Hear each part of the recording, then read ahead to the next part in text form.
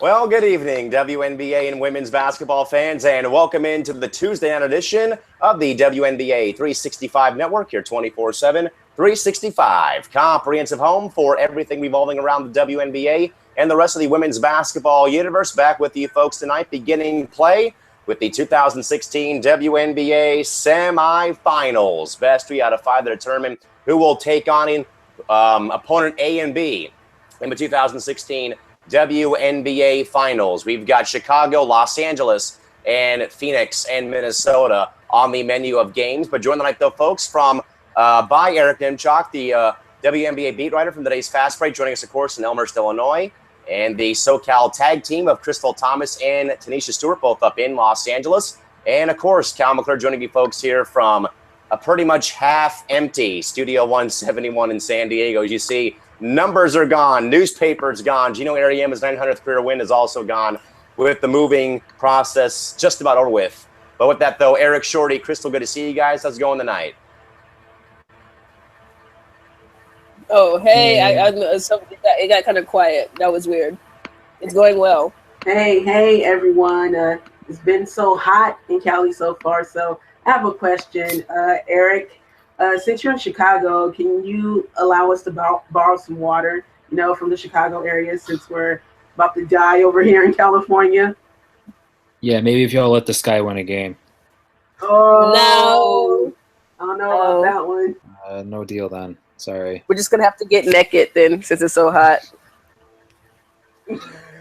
With that, folks, already off to an awkward start, but we're going to get through the night, though, folks. Like normal, though, of course, folks, Facebook, Twitter, and the live chat box as normal open for you folks to hit us up with questions, comments, or concerns about tonight's program or about anything in regards to women's basketball, the sports world in general. Of course, folks, over on Facebook at facebook.com/WNBA365, or hit us up over on Twitter at WNBA365, at Calimac3, at ShortyMamba24, at Pup1010, or at Nemchalky with the hashtag WNBA365, or if you are viewing this live tonight, folks, be sure to hit up our live chat box. We'll get to your questions, comments, and or concerns about the postseason or whatnot when we have a chance to give ourselves a break in the action. But, of course, guys, before we start off with the playoffs and the MVP news, of course, guys, a pretty dreadful sports day on Sunday in the greater world of sports, of course, guys. A very sad incident, of course, involving Major League Baseball and the world of golf on Sunday. As I said, a very troubling and just dreadful day for sports on Sunday, with both the loss of Miami Marlins pitcher Jose Fernandez in a boating accident off Miami, Florida on early Sunday morning, and also later on Sunday, the unfortunate news of the passing of one of the greatest golfers of all time, Arnold Palmer. Both gentlemen leaving us either way too soon or still just way too soon. And Shorty, I know that, of course, we come here and talk, women's basketball or basketball in general, Shorty, but of course, whenever the sports world loses a family member, it hits home with everybody, whether you watch baseball or you watch golf or not. And obviously, it's a rising superstar in baseball losing his life pretty tragically. And of course, a legend, of course, that's had drinks named after him, who's won countless major championships, and of course had a pretty big rivalry in getting golf on the sports map back in the heyday. Shorty, overall thoughts though on the entire sports community, of course, losing two family members on Sunday, with both Jose Fernandez from Major League Baseball and, of course, Arnold Palmer from the world of golf, both gentlemen passing away tragically on Sunday.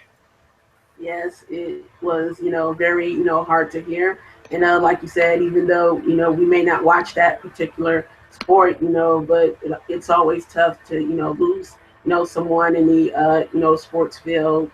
And the player from the Marlins, I mean, he was so young. I think he was age 24, if I'm not mistaken. So he hadn't really, lived out his not only playing career, but his lifetime. And for it to end, that early and that tragic, is very sad overall. But just for, both of the gentlemen who lost their lives, I just want to say, may they rest in peace. And my condolences are with them and their families.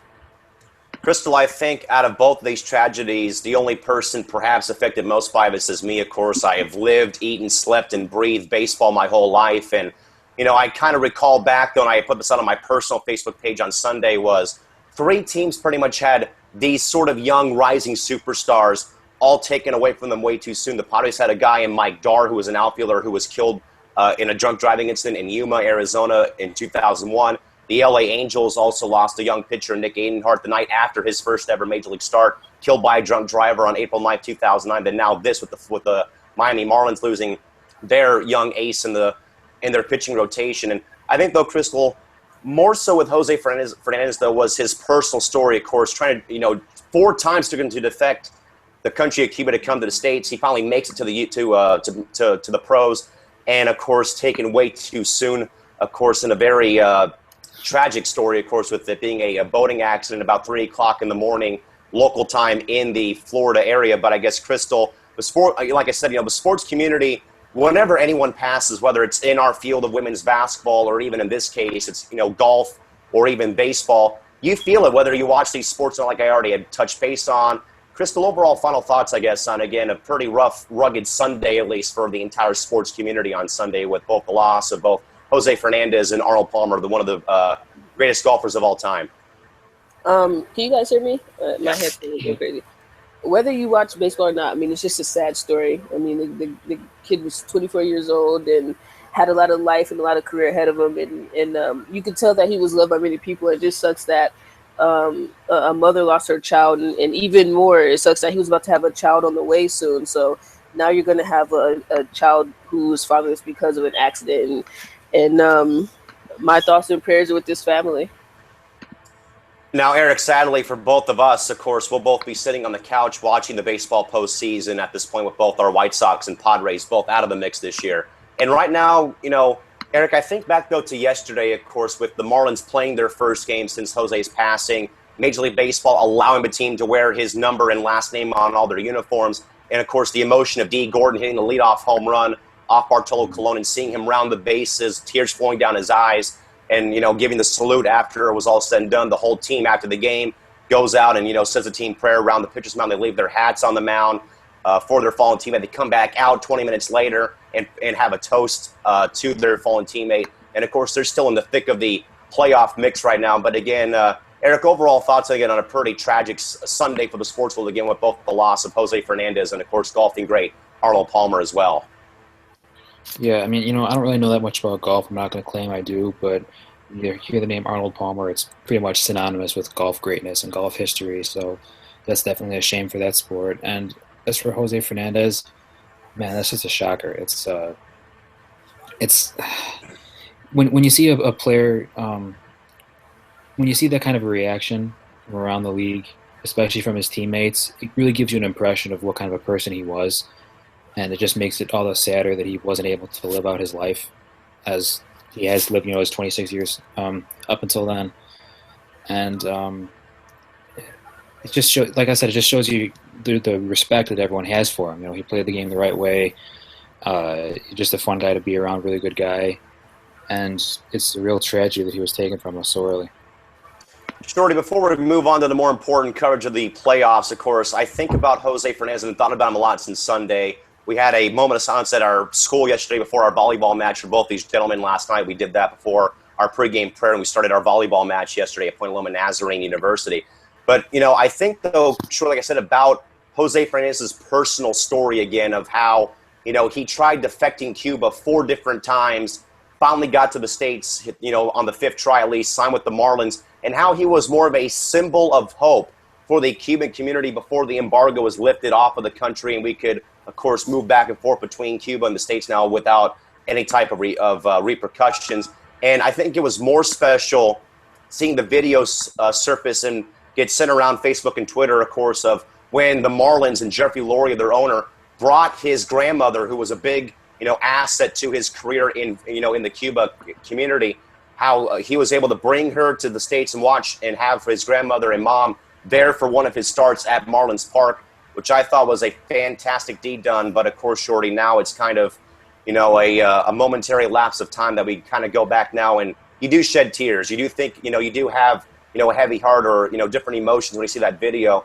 I guess, Shorty, overall thoughts, though, I guess, about Jose Fernandez being not just a great player, but also a symbol of hope for people living, in a pretty poorly devastated community and country, of course, in the Cuban area.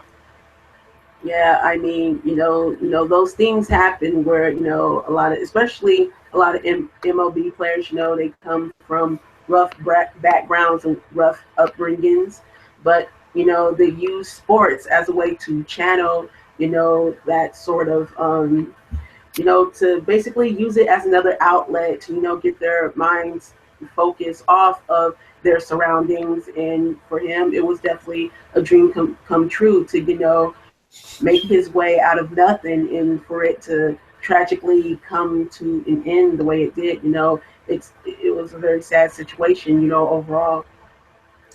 Crystal, you think about many athletes that may have come and gone in the past, but I don't think I've seen a more recent athlete have such a big impact on one background or one country, of how he was more of like, the native son to Miami Beach, Florida. He meant so much in the Marlins organization, obviously as a player and a person, but seeing him of what he meant to an entire country is another sidebar story. Again, trying to leave 4 different times, finally getting over to the States, and then, of course, the video I talked about, of course, that you guys can find on both the Marlins accounts on Twitter and on Facebook and across the web now, of course, was he was in the middle of an interview, and then Jeffrey Loria brought in his grandmother and mom, who both came in from Havana that day to see their son. Was by far one of the most heartwarming videos I've seen in the past 48 hours. Crystal, I guess, what are your thoughts, though, I guess, about, one athlete having a huge impact, not just the game, but also an entire nation as well? That lets you know it's bigger than sports. I mean, as an athlete, if you can reach a whole nation, if you could reach like a whole area and they actually follow you, I mean, that's big.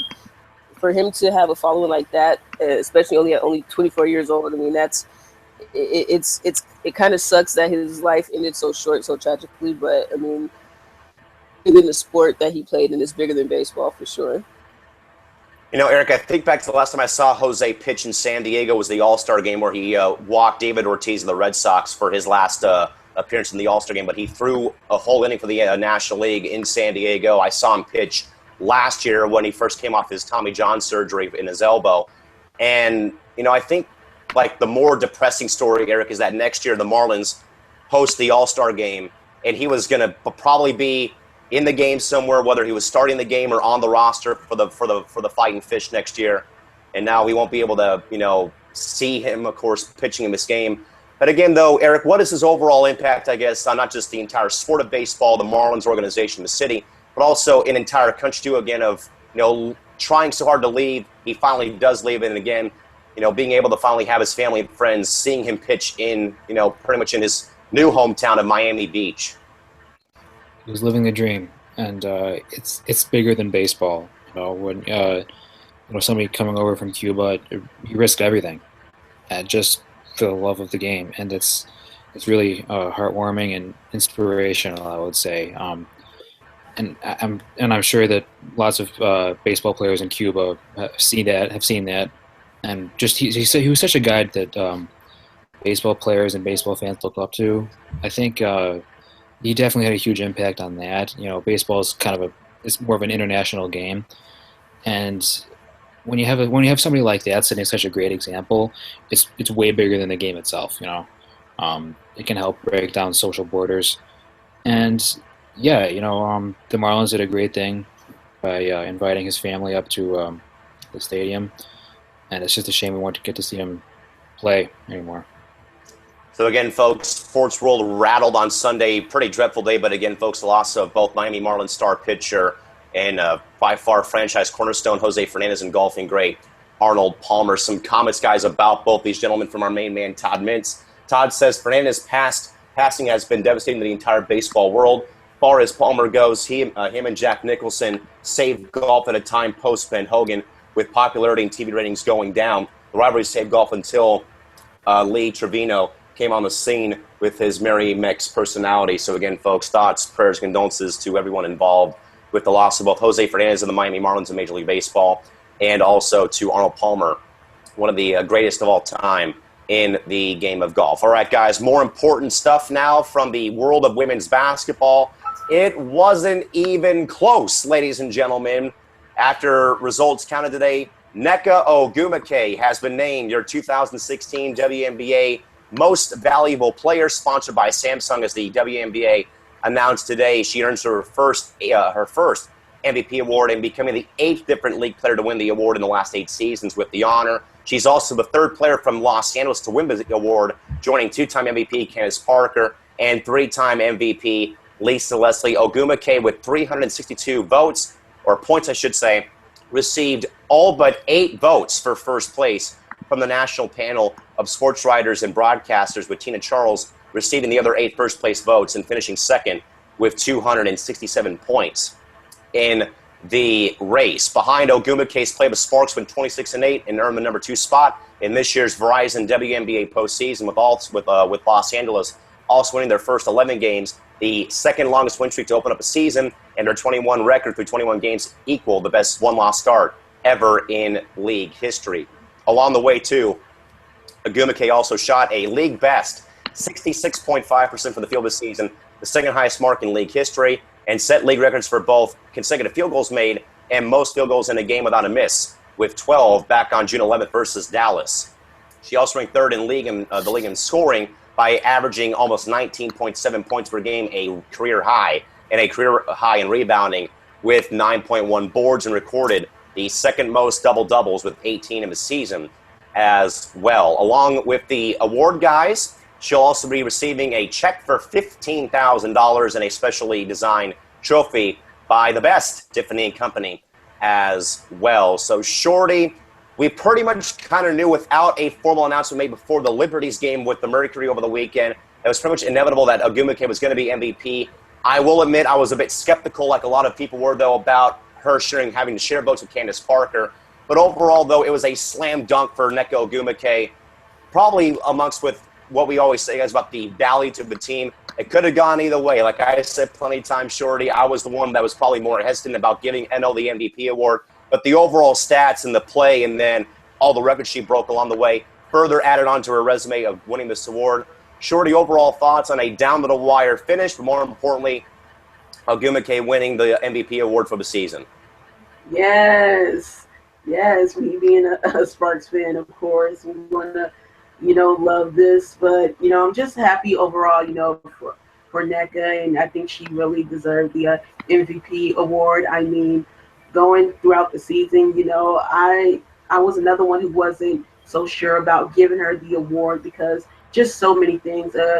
Also, props to Tina Charles as well. She did have a spectacular season, but I thought, especially, I tried to get into, the voting committee's mind and, pretty much try to figure out, what would they be thinking and how, they would vote and what their votes would be based on. And of course, you brought up, Candace Parker being possibly one of those players as well that might, prevent her from winning the MVP overall, because we thought that she might have to share votes. But turns out, when it comes to the MVP voting, she didn't really have to share any votes, at least not any first place votes.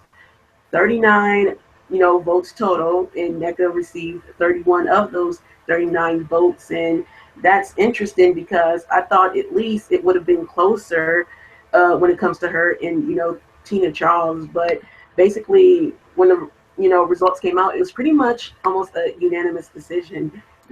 Only 8 first place votes for Tina Charles. And again, she did have a spectacular season, but Nneka Ogwumike did something this year that I don't think will be replicated in any other season.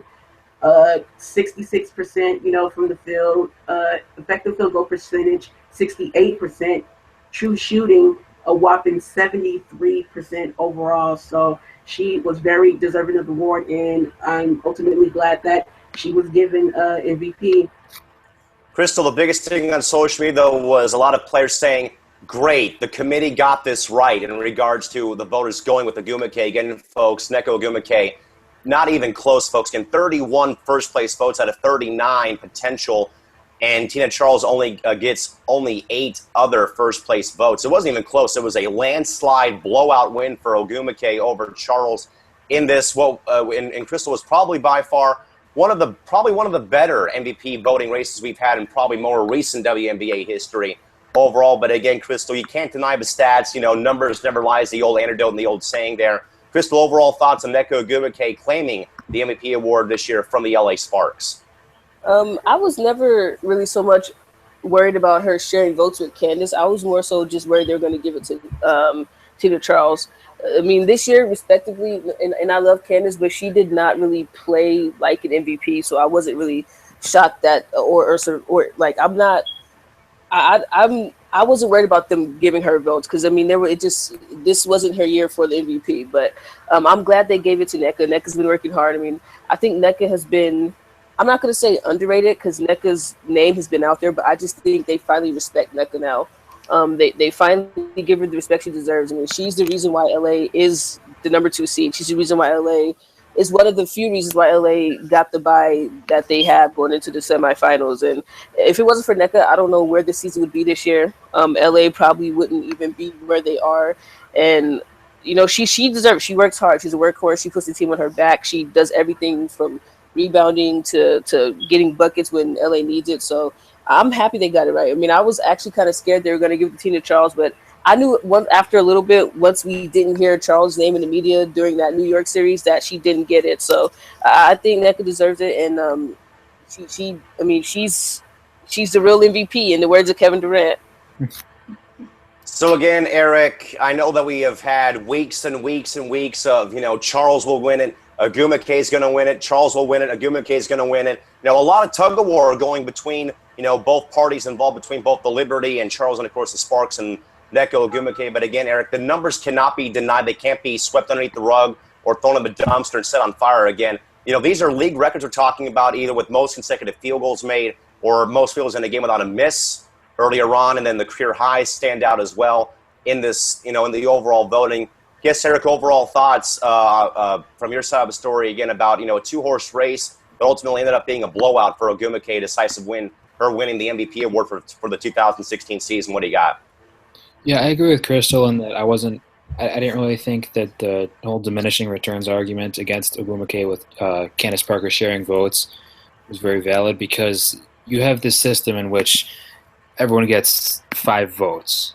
All right, everyone gets the first through 5th place vote, and nobody was going to vote Candace Parker as a first place vote this year. I'm sorry, Crystal is right. She wasn't the best player on the Sparks, so it was not feasible. It's not realistic. And you know, to be honest, I honestly thought they were going to give it to Tina Charles. I thought Ogwumike should have won it, but I thought they were going to give it to Charles. So I was a little surprised to see that she got so many first place votes compared to Tina. You know, 31-8. That's not really close. But yeah, you know, I think it's totally deserved. She was the best player on the second best team in the league. She never missed from the field, like, ever. It was ridiculous. Such a great rebounder, such a great defensive player. She's really become like an all-around superstar, and it's been a joy to watch. And also, who voted her third? It said there are 2 people who voted her third. That's incomprehensible to me. That's not cool. Also, along the same lines, Angel McCoughtry only got 11 total points. That's not good either. There's something wrong there. But who am I to say? You know, congratulations to Nneka, and good luck in the playoffs.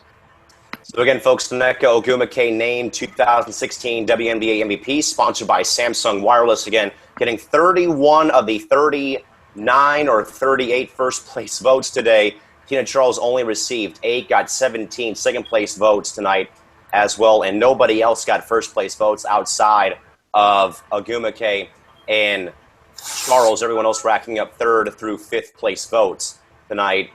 In case you're wondering, folks, the final totals of voting for the MVP: Ogwumike 362, Charles 267, Maya Moore 197, Elena Deladon 119, Candace Parker with 30, Breanna Stewart with 24, Angel McCoughtry with 11, Tamika Catchings with 4, and Sue Bird and Diana Taurasi got 1 point. They were all 5th place votes at this time, and I believe I saw a historical note, guys, but I believe that with Ogwumike winning the award, that the Sparks have now had 6 league MVPs. I might be wrong on this, but I believe that is now a league high for teams with the MVP votes or MVP winner on their franchise's roster. 6 times the Sparks have had a MVP on their roster. A couple of quick things or a couple of comments at this point from Todd Mintz, who says, outstanding for NECA, even though I wish these awards were announced after the season was over with. This was the only choice that he could make. This should give the Sparks a huge lift on the eve of the postseason. And also real quick, Todd says about Eric in his article, or it was either about Shorty and Eric writing articles about the award. He says, I was not surprised, besides Tina fading somewhat, likely burnout as her teammates faded badly. And we already had talked about burnout guys earlier on with the Olympics as well. But again, folks, Nneka Ogwumike, 2016 WNBA League MVP, as voted by the national panel of sports writers and broadcasters today. And again, guys, as I know I was kind of Debbie Downer about, or more like kind of, on the fence about this, because again, the term value was used pretty well by the panel, by the voting committee and panel today. But again, it's sort of like if you take both players off the rosters with both the Liberty and Sparks, they are nowhere close to being where they're at, either in second or third place. So again, this could have been either way. And as much as I may have been skeptical about Ogwumike, the numbers, as I said earlier, folks, the numbers do not and did not lie in this instance again. But either way, it could have been good enough to have both players win MVP or maybe even a co-MVP. But again, the panel did get it right again with Nneka Ogwumike from the LA Sparks winning the 2016 MVP award this year. And again, the Sparks with that, with Nneka winning the award, that is now the sixth time a Sparks player has won the award. That is the most in WNBA league history, again, with both Lisa Leslie winning 3 awards in 01, 04, and 06, Candace Parker 08 and 13, and now Nneka Ogwumike winning in 2016. Now, Shorty, I want to go to Todd's point real quick about this perhaps being a big boost. I hate to reiterate to the general public out there again, the last time the Sparks had an MVP winner, they were ousted in round 1 by the Phoenix Mercury in 2013. Shorty, though, could this perhaps be a different talking point, though, about this perhaps being somewhat of a boost to a bigger and better LA team as opposed to how they were 3 years ago with Candace Park winning it? Could this perhaps be a boost for Los Angeles in their upcoming series? It will give them extra confidence and extra motivation without question. But to say that it'll give them a big boost, that remains to be seen. Depending on matchups, of course, we already know that they're going to be playing the Chicago Sky in the semis, but it depends on that matchup and whether they, advance out of it and move on to the WNBA finals. Then we'll see, of course, how it will be some sort of a boost or extra motivation or whatever the case may be, but it'll be more on the team than aside from the award, being presented itself, because I think Nneka had said in a couple of previous interviews that regardless if she won the award or not, her strongest motivation was to perhaps win a ring this year, a WNBA title. So we'll see, in weeks. So again, Crystal, as I already brought up once, okay, the Sparks have Parker win the award in 2013, and it didn't go anywhere. They were ousted in 3 games by Phoenix. Could this perhaps be a different talking point in regards to maybe this being a different type of boost with Nneka winning the MVP award in your mind, yes or no? Yeah, this team feels a lot different from the past teams. 2013 was a good team, but they were missing something, and the year prior was a good team, but they were missing something. But it seems like this year they could possibly do it. And you know what? Like I tweeted earlier, the MVP trophy is just one thing, but it doesn't mean anything unless they get a championship. We saw what Golden State did. They win 73 and 10 or something like that. I don't remember. 73 and 9. There we go, 73 and 9. It didn't matter because they lost. So it's the same thing. This is all and dandy and gumdrops and stuff, but it doesn't matter unless they win a championship. So hopefully it's better this year. It seems like that's the route they're going, but we can only see starting tomorrow. As the Chicago Bulls T-shirts in the 90s said, it don't mean a thing without the ring. So again, Eric, so we've already seen like one instance, I guess, of an MVP award sort of bringing the whole team down. Of course, that was the Sparks. Last time they had the MVP in 2013. Eric, with this being a whole new LA team, is this perhaps a different, perhaps playoff series for them in regards to how it is now as opposed to how it was for them in 2013 in your mind? No, I really don't think so. I think it's a regular season award, and it's really cool that Ogwumike won it for the Sparks. But I think, in my opinion, if a team is looking back on a regular season award that an individual won, not the team, it's an individual. If they're looking back on that in lieu of a playoff game, that's the wrong attitude. Like I said, it's cool that she won it. It's great for the organization. It's great for the team. It's great for her. But they got a task at hand, and they have to stay focused. So, not my opinion, no. We have a viewer comment, guys, real quick, who's reopening the conversation for MVP in regards to making a case for Tina Charles. Says, I wonder if any player either in the NBA or the W has ever led the league in 2 of the 3 major categories and not won the award. That was Tina Charles leading the league this year in points and rebounds this year. So, Shorty, I guess what's your thoughts, I guess, on this case being opened up again? So we had Charles, of course, lead 2 of the 3 major categories, be overshadowed by certain games or certain stretches of play, overshadow winning the award. Short, I guess, what's your thoughts on this case being made for TC and her MVP stature for the year? Well, there was certainly a case being made, from her to, win the MVP. But I will say that even though she did lead the league in scoring and rebounding, however, she was just only the 3rd player to do that. So hopefully the rest of the panel will help me out here. So I can't remember the names, but there were 2 other players to, lead the league in scoring and rebounding. So she wasn't the first. So that's one point there. Another point is, even though, that's always a spectacular accomplishment, however, in my opinion, it's not really the biggest accomplishment, league-wide. And in my personal opinion, it's not that spectacular, only because that can be duplicated. As I just said, she was just the 3rd leading scorer, and I feel like sometime in the future, possibly even next season, a player can duplicate, that same accomplishment. And one player that comes to mind is Breanna Stewart. Already in her rookie season, she passed Lisa Leslie's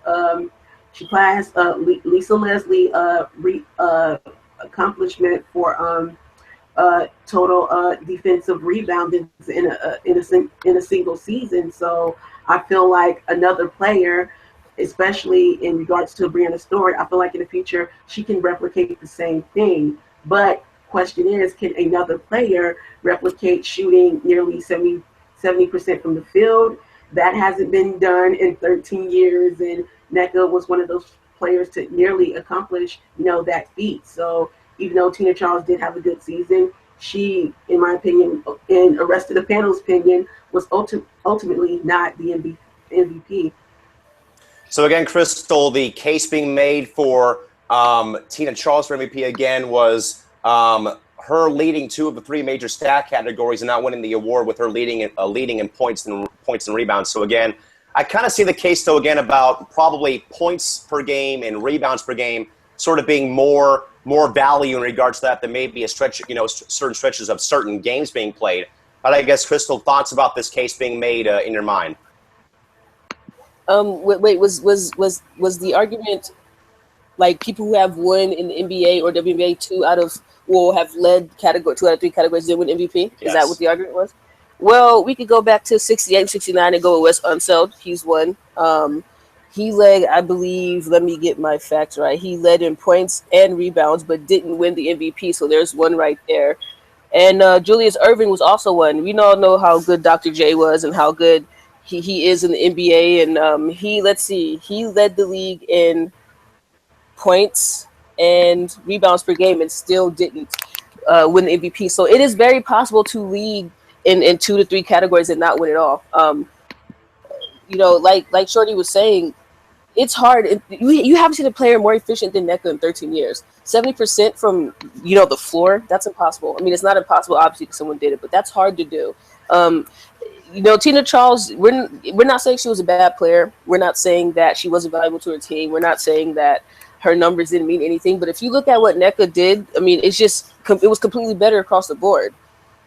Tina Charles probably led her team in certain aspects, but I mean, what Nneka did was unreal. I mean, you have to give Nneka credit in what she did. I mean, it's crazy. It seems like certain people, and not just him who's in chat box, but there's a couple of people in my timeline who just do not want to give Nneka credit for anything. It's like Nneka can't have her just due. Nneka can't have her shine. But Tina Charles did this. This person did that. Whatever. Nneka is the MVP, and it is what it is. If you don't like it, whatever. There's a lot of things that we don't like, but we can't do anything about it. So, I mean, just let Nneka have her time. Nneka clearly was the MVP, and she did well.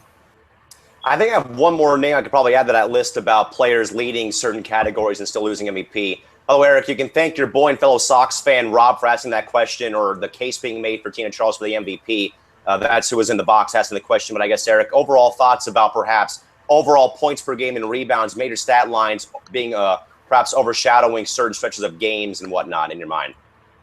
Yeah, first of all, the other two, I just wanted to clarify something. The other two players in the WNBA to lead in both categories were Lauren Jackson in 2007, and I think Shamik Holtzclaw. I forget what year it was, but both of those players won the MVP award as well. However, I don't really there's something about this argument that I don't really agree with. Tina Charles' usage rating was incredibly high. If you have your team running every single the ball through you every single possession, you better be scoring a lot of points. That's just how it is. If you look at the usage ratings of players over 2,000 possessions in the regular season, Tina Charles' usage rating 30.7, Nneka Ogwumike usage rating only 23.0. That's incredibly efficient, and she still was third in the league in both scoring and rebounding. So that's just, yes, Tina Charles contributed a lot of volume, but I prefer efficiency over volume. That's just me. And Nneka wasn't really low on volume either. Just how much she did for, how much she made of her opportunity. Basically, there was nobody in the league who was as dominant as she was. If she took that many shots, if she played that many minutes, she would probably lead the league in scoring and rebounding too. That's just my opinion, but I think that's how it would work. So yeah, and when I see a funny comment in the chat box there, but anyway, yeah, just because a player is leaned on more heavily doesn't make her more valuable. There's the everlasting argument of, well, what is value? How is value defined, right?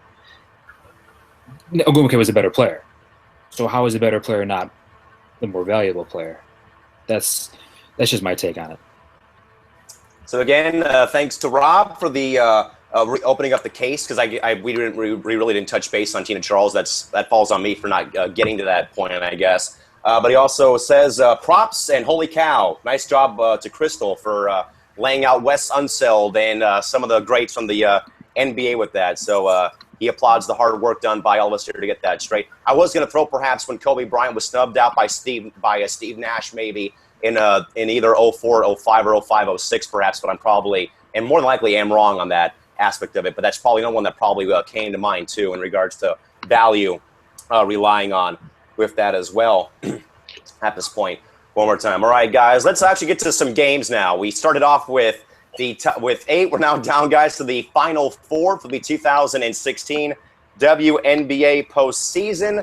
It is going to be Minnesota and Phoenix again in the postseason, and then the Sparks and Sky, the only non-conference matchup we'll have in regards to it being West versus West. So, Shorty, here we are again, Lynx and Mercury, the best rivalry in the WNBA in recent memory. Of course, the longest-running rivalry still LA versus Phoenix. So, again, Shorty, when no one really picked Phoenix to get here they stand after a very, very inconsistent up-and-down regular season, pretty much almost playing possum, it seems like, getting by Indiana and then wiping the doors or blowing the doors off the Liberty at MSG. Now we'll face Minnesota in round 1, followed by the Sparks and Sky, opening up tomorrow in Long Beach, not in Los Angeles. We'll talk about that, of course, folks, towards the end. But again, Shorty, overall thoughts as we get ready for the semis again. Phoenix, Minnesota, here we go all over again, and as well with Chicago and Los Angeles. No predictions, just overall thoughts on both series. Okay, so when it comes to overall thoughts, I mean, these two teams have met up, the past few years, in the playoffs, just going back and forth.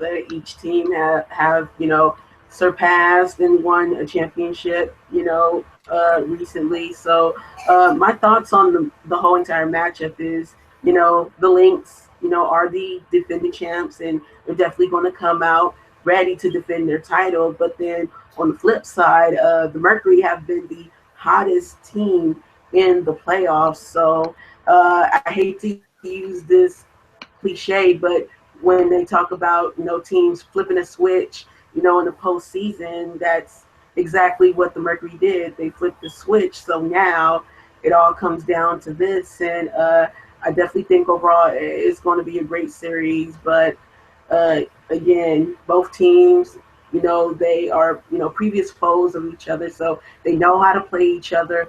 Matchups to look for will be Griner and Fouls, and then the always UConn matchup between DT and Moore. Also a special matchup between DT and Cheryl Reeve to see which one will pick up a tech first. So we have that in mind. But overall, I think it's going to be definitely a great series. So again, Crystal, once more again, here we are in the league semifinals now, not the conference finals. Lynx, Mercury, all over again. Right now, the Mercury, as we said, the hottest team, along with their location in the solar system right next to the sun, a la what their namesake, with both their NBA counterparts and then themselves, of course. But again, Crystal, 8 versus 1, beginning the first series release tomorrow at 5 o'clock on ESPN2.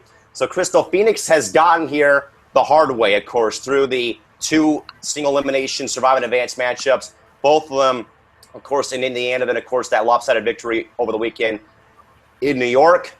Crystal, give us your thoughts. No predictions, thoughts right now. So we're getting to right now. First and foremost, Minnesota hosting PHX tomorrow night. What do you got?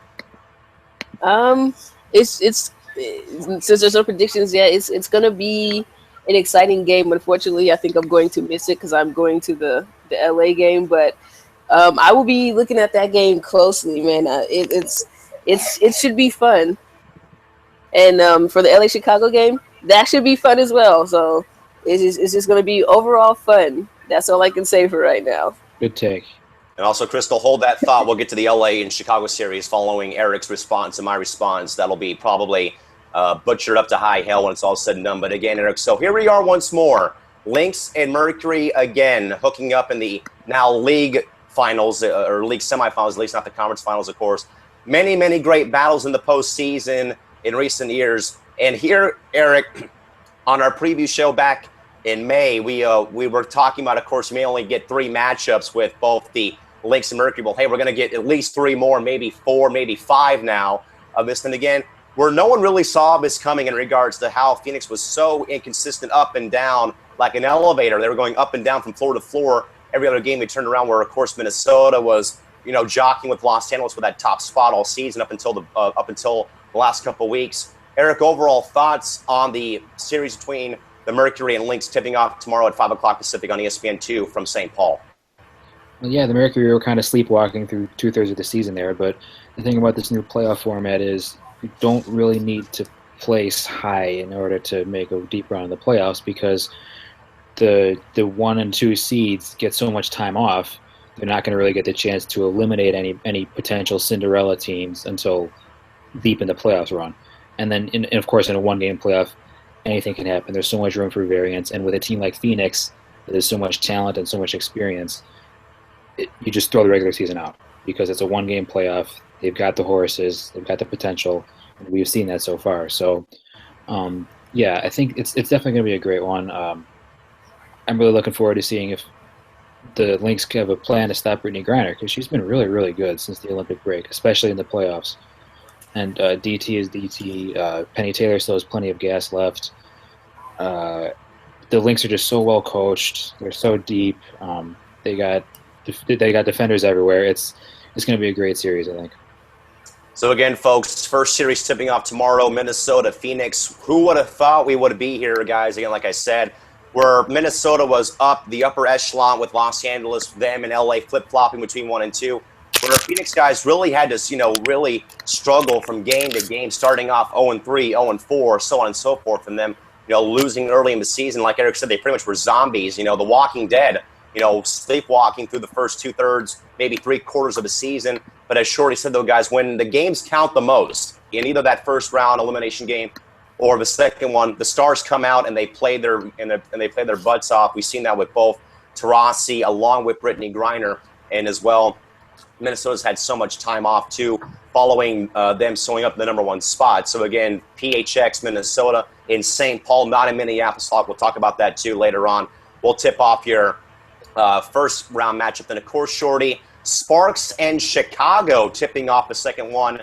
The second matchup, at least tomorrow, it was either going to be Chicago or Atlanta facing Los Angeles with the new format, again, with the teams reseating and flip-flopping positions for this matchup. So again, Shorty, first time we'll see the Sky and Sparks hook up in the postseason. Of course, this couldn't happen unless it was the WNBA Finals in recent years. Chicago and LA, two teams that have had different storylines so far, as you brought up in your article. Again, the Sparks red hot first half, ice cold second half. Chicago up and down, rough first half, back to regular and back to par in the second half. But again, Elena Deladon's absence will be the key talking point of the series, where LA could probably exploit Chicago inside in the paint and in the post. Shorty, overall thoughts? No predictions yet. Lay out for that for LA, Chicago tipping up at 7 in Long Beach. We'll talk about that as well later on, but what do you got? I mean, yes, in this series will definitely be another interesting one because, the Sky will be without Elena Deladon. But the thing, with them about with having the absence of, Elena, they pretty much have figured out, how to play without her.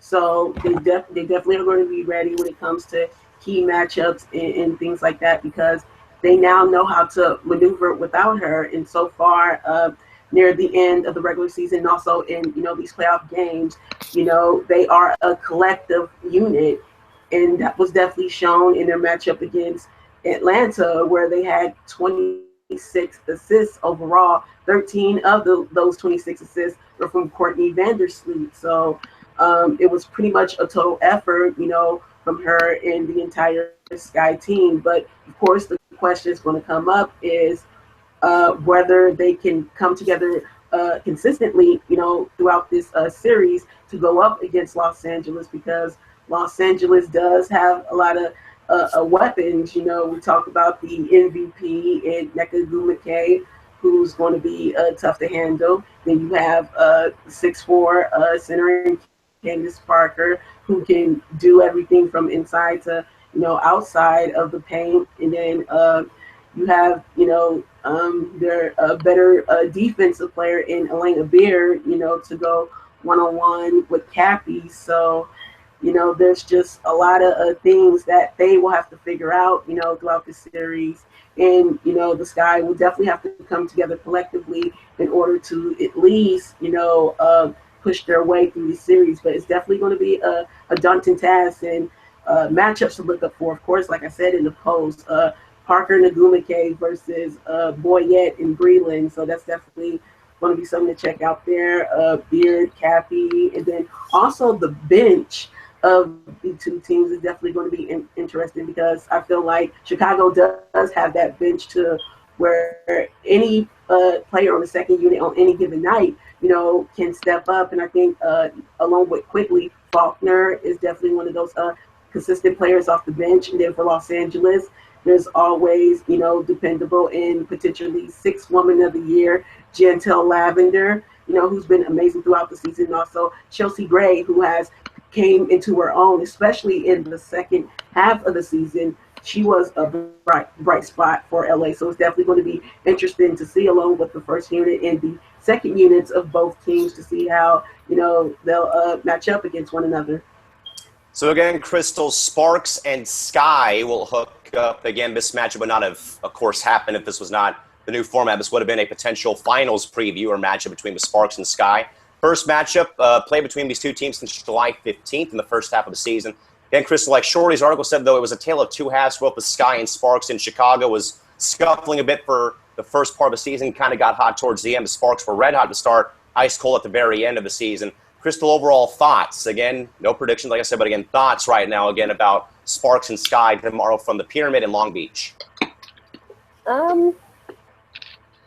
I mean, I think no game, especially the playoffs, is easy. I think it may be a tough game just because it is the playoffs. I think Chicago is probably going to make it a little bit harder for LA, but at the same time, LA. I'm sorry, Chicago is without EDD. Even when Chicago does have EDD, they seem to have. I'm sorry, I'm getting it so backwards. Even when Chicago has EDD, LA seems to have their number. Like I said, it is a playoffs. Things may change, but I don't think these are going to change that much. But we'll see. I think Chicago kind of, I'm not going to say luck was on their side when they played against Atlanta, but I'll say it, they got pretty lucky. Anytime, you have all five starters in double digits and your two best scorers in Tiffany Hayes and Cauchy with 27 and 30 points respectively, I would say a little bit of luck was on their side, but I think it's going to be an interesting matchup. I think it's going to be fun to watch, and I can't wait to see it. All right, Eric, you know the Chicago team better than a lot of us, but first you have to answer a question from Todd Mintz. He wants your thoughts on how you feel about what's been sort of a team by committee run by Pokey Chapman so far in regards to the approach so far with this. He says that he's seen a much better balance from his team. Eric, what's your thoughts about Pokey Chapman sort of switching up the lineup to again get Chicago in the postseason, above all through to the semifinals earlier on? Well, first of all, I think it's something that this guy have had to do. It's not really, they don't really have a choice. It's without Atlanta, they don't really have many players who can just get the ball and go to work like that. But they have had, how do I put this? They've had experience playing without Deladon in the past. Unfortunately, 2014 she missed a lot of games due to Lyme disease, and she's had some nagging injuries here and there, which have kept her out of games here and there as well. But it's something that Pokey has told us that they're not.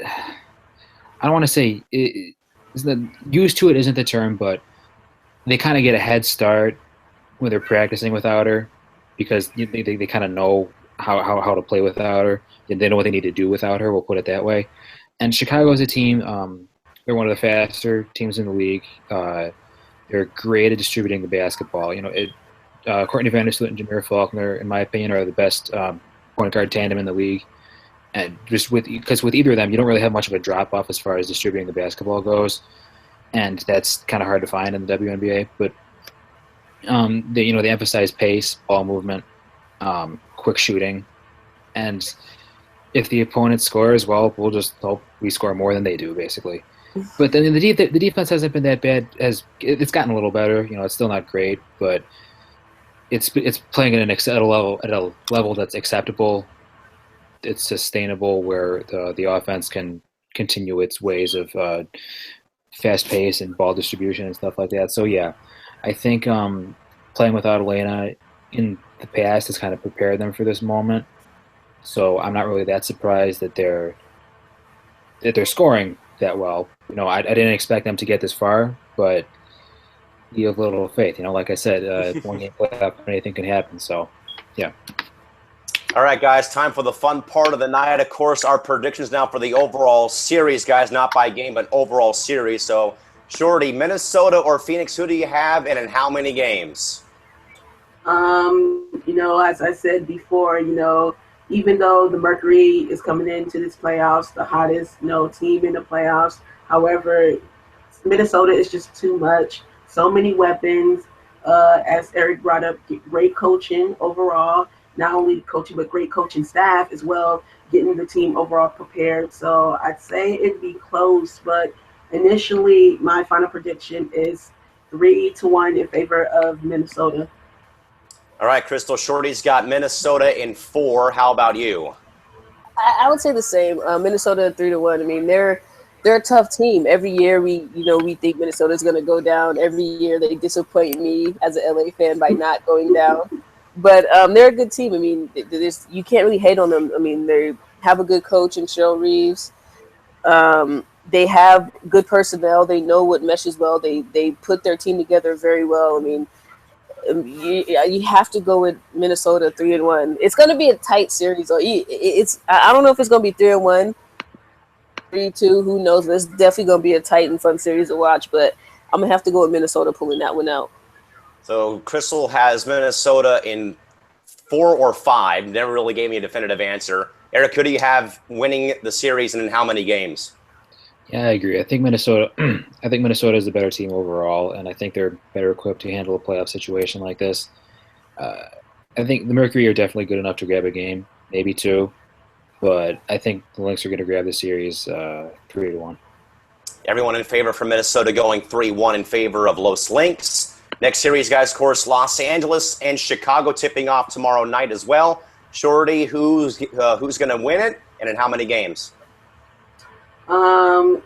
Again, this is definitely going to be an interesting matchup. And even though they will be without EDD, with the collective effort that the Sky have shown overall, I definitely won't sell them short.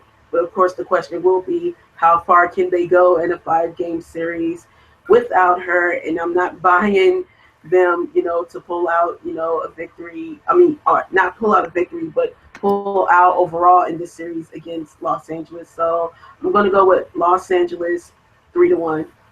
So another 3-1 vote for the Sparks in this series. Crystal, who do you have it in how many games? LA 3-1 as well. I don't think they're going to sweep Chicago. Like my fellow co-host Eric thought earlier. We were talking earlier today, and he thinks that LA is actually going to sweep his team, and I was like, no, I don't think so.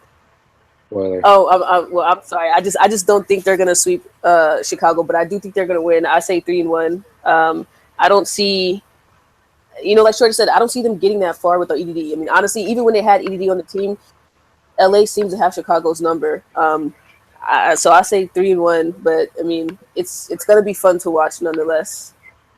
So 2 votes now in favor of LA 3-1. Now, Eric, we've heard some unconfirmed reports from Crystal on the right side of the box. He's saying it's going to be a sweep for LA. Eric, give us your honest opinion though, and why. I do think it's going to be a sweep for LA. That is my honest opinion. Here's why. Chicago does not match up with LA well at all, especially personnel-wise. It's just, even with EDD, they have not played well against the Sparks, like, in forever, basically. Candace Parker always plays well against the Sky because the Sky have nobody to match up with her. They can't put Breland on her because she's too small. They can't put Imani on her because she doesn't have the footwork, and she can't. That'd be bringing her out of the paint and stop protecting the rim. They can't put De Souza on her because that would just be terrible. And then you can't really put any weight on Nneka either. She's a league MVP. She's more athletic than anybody on this guy. She's stronger than anyone on this guy. And then they've got the experience too. It's just not a great matchup. The only thing I could see this guy doing is turning up the pace even more, trying to run the Sparks off the floor. But even then, I think the Sparks have a really good weapon in Jantel Lavender, because you've got a all-star caliber post player coming off the bench and playing spot minutes for you. So if need be, she can play 30, she can play 32 minutes and play a really good game for the Sparks. So I think that's going to be their big weapon. And players who may have excelled against Atlanta or may not excel against the Sparks, just because of matchups wise. So I don't think the Sky are going to fare very well. I'd love to be proven wrong, but right now I can't see them making it past 3 games. So everybody but Eric's going to say LA 3-1. I'm going to say 3-1 as well for both series, which would make it a LA-Minnesota finals matchup if, in fact, it was true. But, of course, folks, the playoffs are a different book to read, so it could be a lot of different things. But, again, folks, as a reminder, too, both games tomorrow are not going to be played at the WNBA venues of both the Lynx and Sparks due to booking problems. Again, as we've already alluded to, the Sparks and Sky will be playing their game at 7 o'clock local time in Long Beach, California, on the campus of Cal State Long Beach at the Walter Pyramid. And the Lynx and Mercury will play their game at 5 o'clock Pacific time from the XL Energy Center in St. Paul, Minnesota, the home of the NHL's Minnesota Wild. So again, Shorty, this will be the third or the second and third games already that we've had a game not played at a WNBA home venue due to, of course, either preseason hockey, basketball, NBA obligations, or other events going on. So again, Shorty, overall thoughts on these quote-unquote home games, but in reality, Shorty, these are pretty much neutral site home games for both these teams. Yeah, once again, same old story. We have previously talked about, um, either, the WNBA teams are put aside for renovations or other events at their main arena, so they are moved. And just reported today that for Game 3 of the Mercury Lynx series, the Mercury will not be playing at the Talking Stick Resort. You know, that game will also be moved to another nearby arena. So again, same old story. So with that now confirmed by Shorty, by Tanisha, folks, that would probably more likely mean that the game is either going to be moved out of TSRA to either the Arizona Veterans Memorial Coliseum outside of Phoenix, or perhaps Gila River Arena in nearby Glendale, home of the NHL's Arizona Coyotes. Those are the two more likely suspects for those home games, perhaps for Game 3 if when we get there, for the matchup between the Lynx and Merc. So again, Crystal, you'll be leaving your house in the Valley way early than usual to get to Long Beach for the game for tomorrow night. But again, Crystal, we have renovations at Target Center and a Kings Ducks NHL preseason game being played by the main tenants of Staples Center tomorrow night. So again, Crystal, what do you got to say? Here we go again once more with more games being moved out. But overall thoughts on both of these home games, but in reality, neutral site home games for both these teams. It is what it is. I mean, we just have to pretty much suck it up and deal with it. But like you said, they're neutral areas, even though I have to drive now an hour and 17 minutes away. But I mean, it is what it is. I mean, we can't complain about it. At least we're able to our teams in the playoffs. I mean, it does suck, but like I said, I mean, I can't really complain about it that much. And of course, Eric, you're all too familiar too with leaving Rosemont and Allstate Arena. I believe I saw one of the Skyriders say no tailgating, I guess, because of the flea market going on for Game 3 in Chicago at Rosemont. But of course, Eric, you've gone to UIC for games in the regular season, the playoffs. So again, Eric, we've got renovations going on at Target Center, NHL preseason hockey, and perhaps a potential concert going on at TSRA to move Game 3 between the Mercury and Lynx out of that building. So again, Eric, anything else to add on, or what do you got? Yeah, just thank goodness it's not us this time. We get to stay with the friendly people at Allstate who don't let us tailgate on Sundays because there's a flea market. I think it's tough during the Olympic year with scheduling because there's a lot of conflicts and stuff, and the WNBA doesn't get enough respect, and there's not enough money, and yada, yada, yada. We've been over this 1,000 times, but it's just a real shame that a team like the Sparks in an area like Los Angeles, they have to move. Especially in the Lynx, too. Like, they've won 3 championships in the last 5 seasons. They're the only team that has, like, respectable coverage of them, and they still can't buy it. So it just sucks. I don't really know what else to say about it, except that I hope it changes soon. And Shorty, Cheryl Reeve, though, I mean, I admire her on Twitter for, really voicing, her displeasure of media coverage and again, sort of being, backing the whole league, not just her organization, but backing the whole league in regards to media coverage. And again, sure, like Eric said, though, I mean, when you see Los Angeles, Minnesota, and Phoenix, who've all been successful teams, and of course the Merc and Sparks finger since day one, if they have to move their games out to either a whole nother city or a whole nother arena because of this, is unheard of. And of course, we talk about media coverage, but again, Shorty, like Eric said, though, I mean, is it more surprising that's happening this year to these specific 3 teams, with both the Merc, the Sparks, and Lynx, that all 3 of these teams have to move their playoff games out of their home venues for other events? Most definitely. But then again, it's not really a surprise. When it comes to me, I think it's more of a surprise when it comes to the Mercury and the Lynx, for the fact that out of those 3 teams, the Mercury and the Lynx are still NBA owned. So, it's just puzzling to me of, how or why could the, NBA owners of those franchises, allow them to, stay in those arenas or try to work around those schedules. I know it's tough because, the WNBA, of course, has, the scheduling too for, those games. But, I'm just wondering, with those being, NBA-owned franchises, how, can they possibly work around the schedule? But still, I mean, again, even by the owners per se. They're still treated, less than. So their situation that will have to be fixed in the future. Crystal, I think it's a bit more puzzling to me that the Sparks would move their game from not just LA, but to an entire different area code and arena in regards to the arena, but a whole nother community. I mean, moving from Staples Center to Long Beach is a long way to go. Of course, USC, their practice facility is up there. They also could have probably used Galen or Pauley Pavilion, maybe another arena up in the LA area. But of course, a whole nother city is a whole nother talking point, guys. Like I brought up to a while back, the LA Kiss, the Arena Football League, again, brought their playoff game, guys, all the way to San Diego this past Arena Football League season, which is a pretty big move. You're talking about moving, not just playing services, but you're talking about moving the field and the boards and the goalposts down from, your main venue. And of course, you're knocked out for the circus at Honda Center. So again, Crystal, I know it's one thing to move the game from a home venue, but Crystal, how about thoughts on moving it to a whole nother city somewhere close by in your mind? I think they probably should have thought about that. I mean, I think they probably could have moved it to USC. It's a lot closer. They practice there anyway. They're used to the rims there.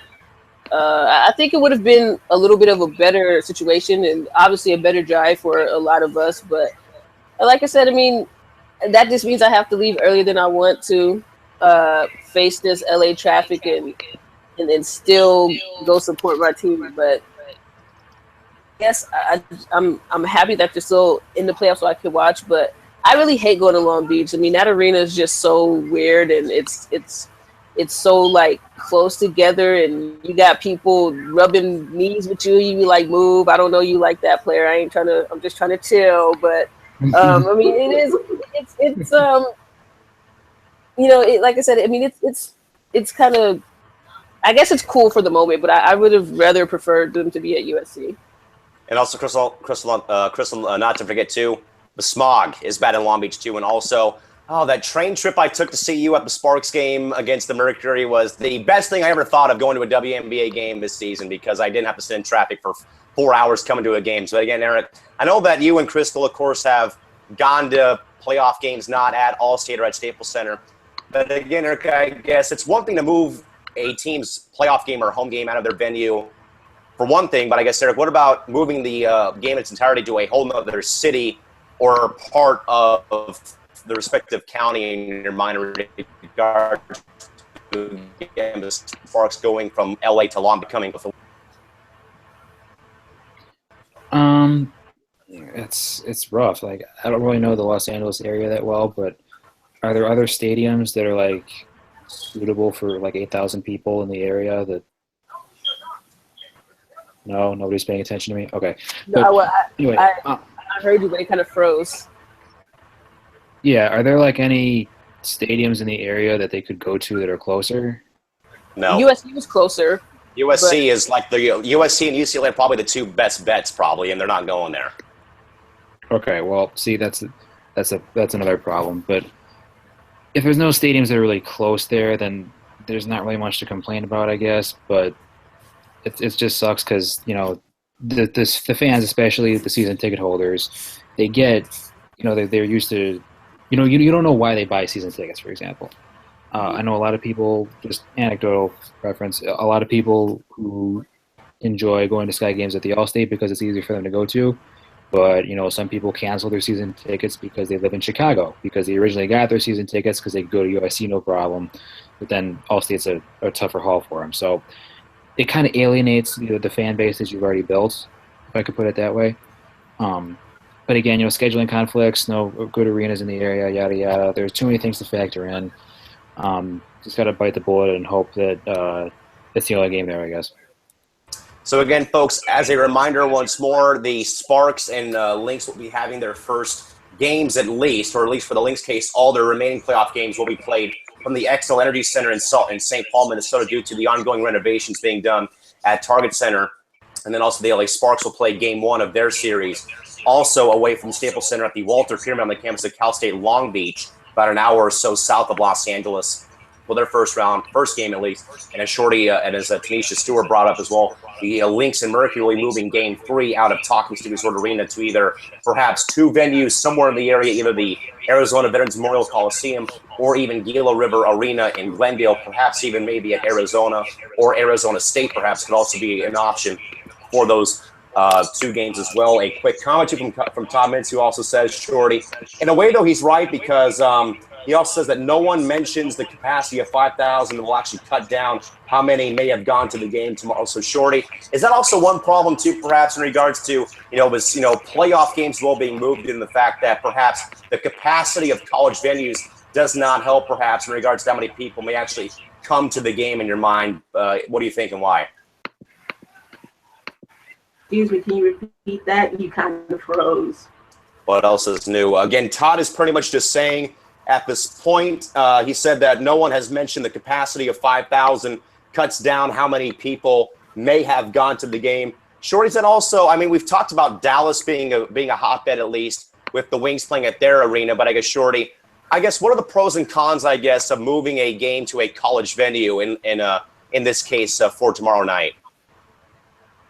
Well, I definitely think the pros and cons, basically, when it comes to this is, of course, at Long Beach, it's a smaller arena. If I'm not mistaken, you said the capacity is, what, 5K? Roughly 5K, yes.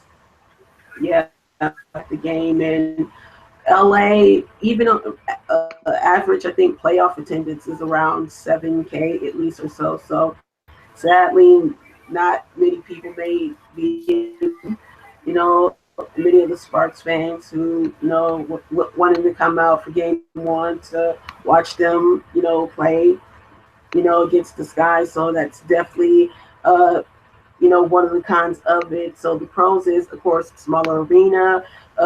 Smaller arena helps prevent a lot of the empty seats that you see on, the national TV networks of ESPN, that because overall it's a little embarrassing, especially when it comes to a playoff game. But of course, one of the downsides is that some not be able to get in, smaller capacity and filled up seats at the pyramid. So that's definitely one of the things that always comes up when having these discussions.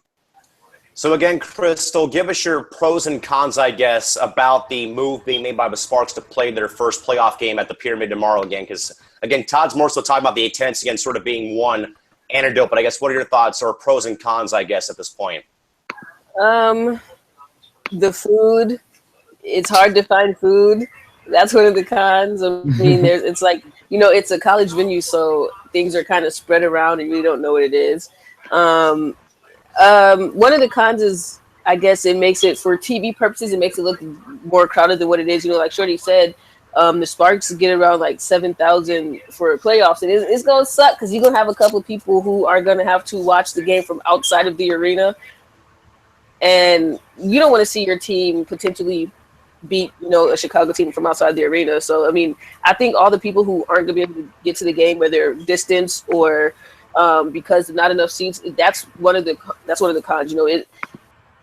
It sucks that, I've said it again, that the Sparks, I understand, the Kings, they have a preseason game, so they have the first priority, but it sucks that because of that, we have to get kicked out. And I would have loved if it was at Pauley Pavilion or USC. I mean, with it closer, I think more fans would be able to attend. I think it'd be better for the season ticket holders, like Eric said. A lot of the season ticket holders, it's some distance away from them. I mean, a lot of them can't make those games, and for ones who can, will probably be there at Long Beach. But I think those are some of the few pros and cons.